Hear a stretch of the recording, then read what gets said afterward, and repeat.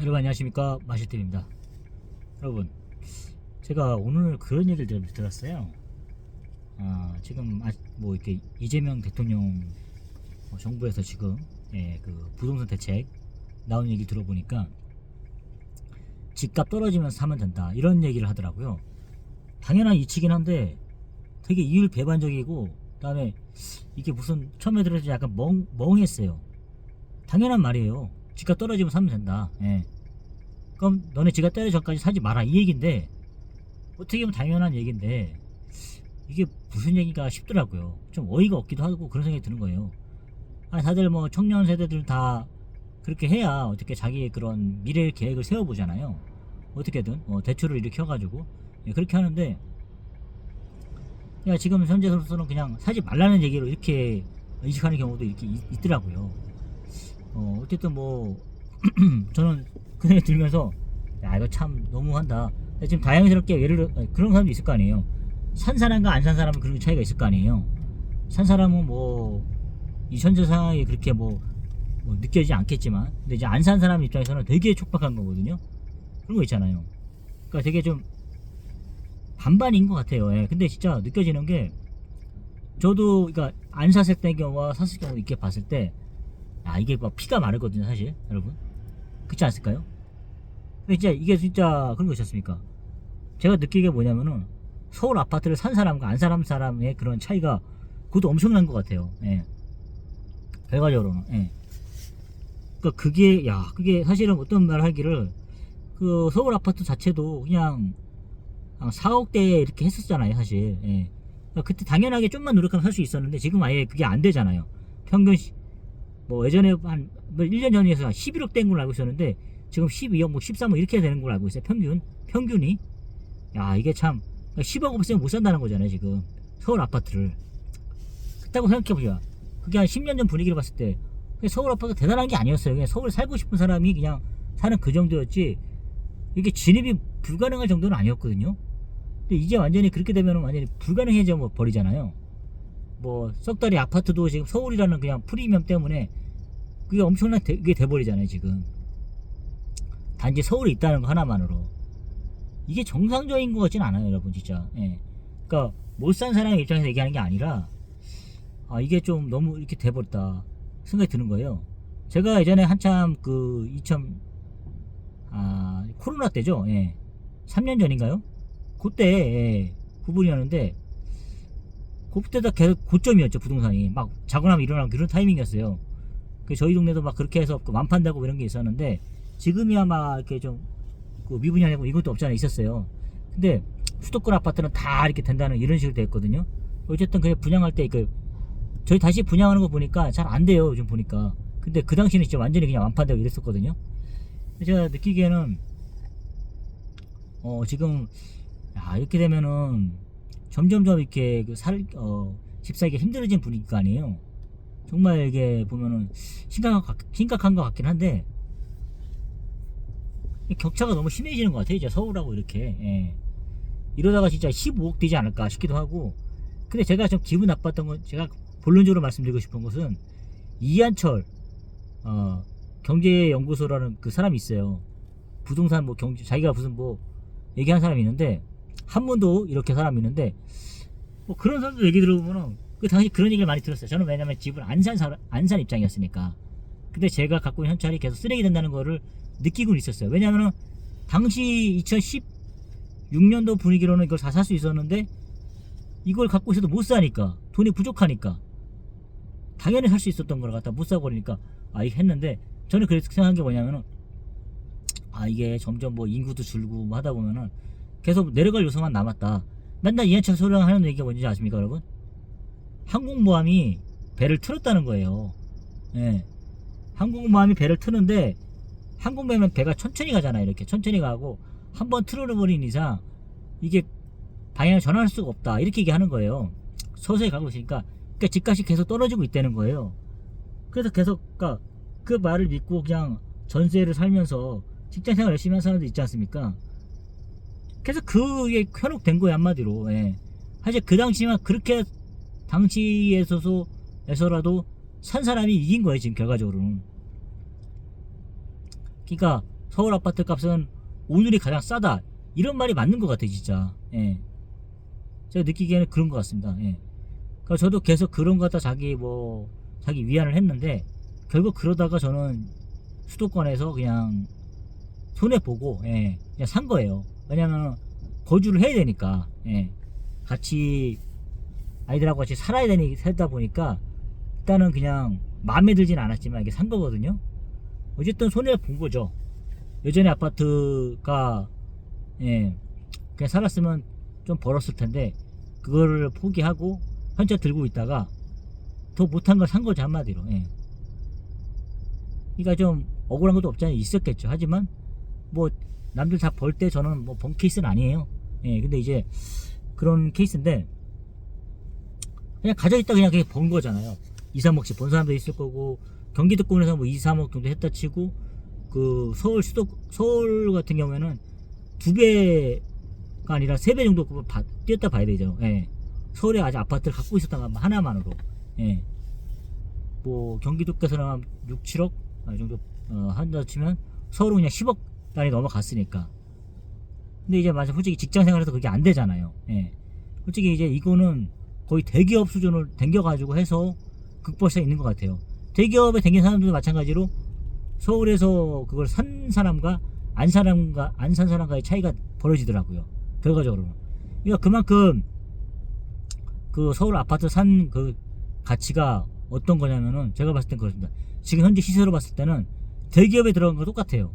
차라리 대기업을 안 가고 서울 아파트 산 거랑, 진짜 열심히 공부하고 노력해가지고 대기업에 간 거랑 차이가 없어요. 지금 그 정도 가치가, 서울 아파트를 산 사람의 가치가 높아진 것 같아요. 금액적인 면을 봤을 때요. 예. 솔직히 공무원, 뭐 구급 공무원 만약에 해서 치면 서울 아파트 산 게 더 나을 수도 있다, 그 정도 되는 것 같아요.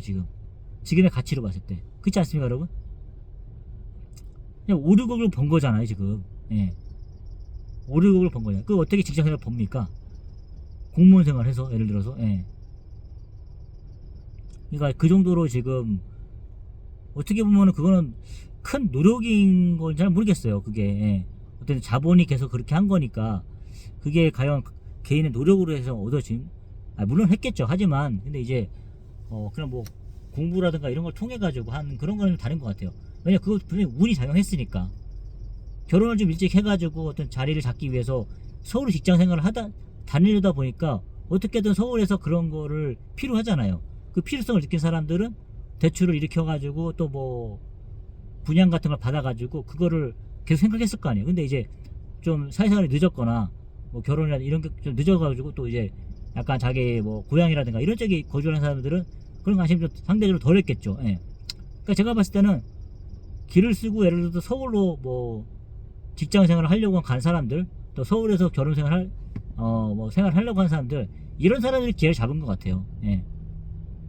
근데 이제 그 상황에서도 서울에서도 계속 그렇게 전세를 모아가지고, 예, 대출을 일으키지 않고, 예, 전세살이 하면서 완벽하게 집을 살려는 사람들하고 또 이제 그런 거 있지 않습니까? 예, 대출을 일으켜서라도 하려는 사람과 없이 그냥 살려고 했던 사람들, 이런 차이도 또 나겠죠. 예. 서울에 그 당시 참 그 좋은 기회에 있을 때도 서울에서 이렇게 있던 사람들 차이가 나는 거죠. 예. 저는 그렇게 생각합니다. 예. 그러니까 이제 보니까 제가 느끼기에는 이게 선택과 집중이라는 게 이렇게 중요한 거구나, 이 생각이 드는 거예요. 예. 그러니까 저도 생각해보면 그거예요. 제가 만약에 조금 더 사회생활을 일찍 했거나, 저도 예전에 그런 어떤 케이스가 있었냐면은, 만약에 제가 그런 부동산이 아니라 그 법률사무소, 예, 뭐 법무사라든가 변호사 뭐 그런 거 있지 않습니까? 예, 그런 쪽으로 원래 전공이 그런 쪽이니까, 예, 그래서 뭐 사무장 같은 걸로 갈 수 있는 그런 케이스였거든요. 제가 뭐 변호사라든가 이런 한다는 게 아니라 그런 어시스트 업무죠. 예, 그러니까 뭐 법무사 사무실이니까 주로 갔던 걸 보니까 그런 쪽이에요. 뭐 이렇게 변호사 사무실, 예, 이런 걸 진작에 취업을 해가지고 그쪽으로 갔으면, 예, 저도 이제 계속 그런 거 있지 않습니까? 용인에서 이렇게 서울로 출퇴근하기 힘들었을 거 아니에요. 그러면은 제가 어떻게든 서울에다가 집을 한번 세볼래 그랬었겠죠. 그러면은, 왜냐면 서울에서 그렇게 계속 살아야 된다고 하니까. 예. 근데 약간 어설프게 용인이라는 집에 살다 보니까 이거 가까운 것 같기도 하고 안 가까운 것 같기도 하고 이런 느낌이다 보니까 어떻게 길을 쓰고 서울로 진입해야겠다 이 생각을 못했던 것 같아요. 당시로서는 어떻게든 마음만 먹으면 어떻게 해봤겠죠. 예, 근데 이제 지금은 많이 넘사벽이 됐지만 당시로서 그렇겠죠. 그게 2000한 뭐 7, 8년 됐을 거예요. 만약에 제가 제대로 그냥 먼저 차이생을 했으면. 예, 그 생각이 들더라고요. 저는 그냥 시간을 좀 낭비했기 때문에 이렇게 된 거지, 제가 만약에 진짜로 제대로 군대 갔다 오고 나서 세상을 일찍 했으면 2007년 정도 됐겠죠. 그러면은 보십시오 여러분, 그러면 2010년 정도 2015년 정도 때 이게 부동산이 확 돼버린 거잖아요. 그러니까 생각이 드는 거예요. 아, 내가 좀 일찍 했었으면 충분히 가능성이 있었겠다 그 생각도 드는 거예요.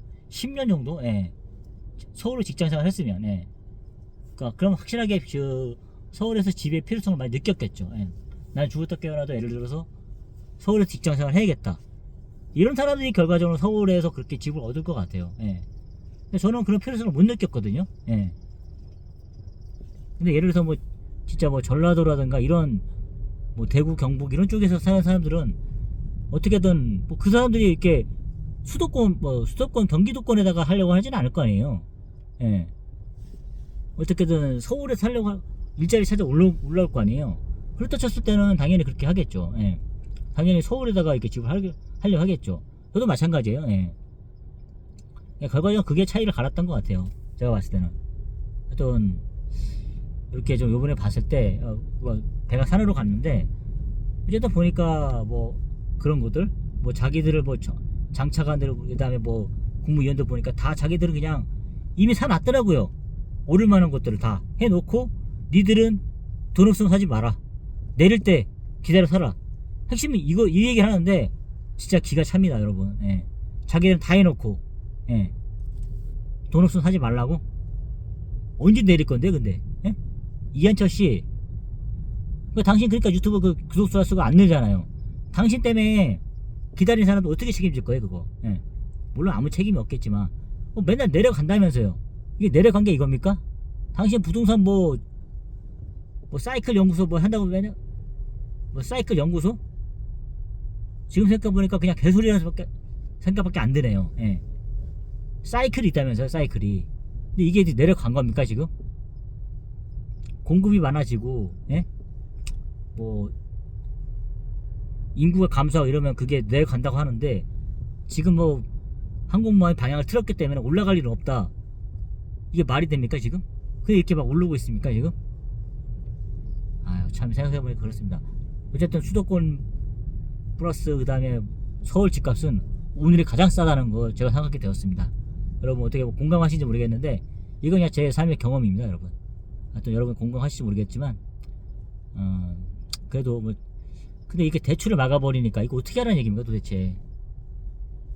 아, 이게 역차별도 아니고, 예? 외국인들한테 그렇게 대출 해주고 무제한 해주고 이거 자국민들이 이렇게 해가지고 진짜 말이 좀 안 되는 것 같습니다.